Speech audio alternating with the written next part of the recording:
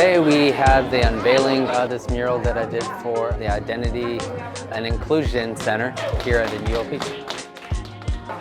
The preparation took about definitely a couple months, brainstorming some ideas, researching all the different birds that we wanted to identify, all of the different cultures and the diversity here in UOP. I absolutely love the depth of the mural, just not only the colors but also the story behind it.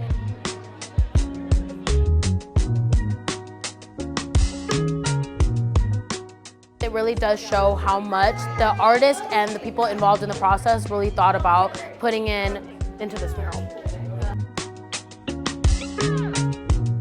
The meaning behind this mural is all the different birds migrating into UOP, find a place, trying to find their second home.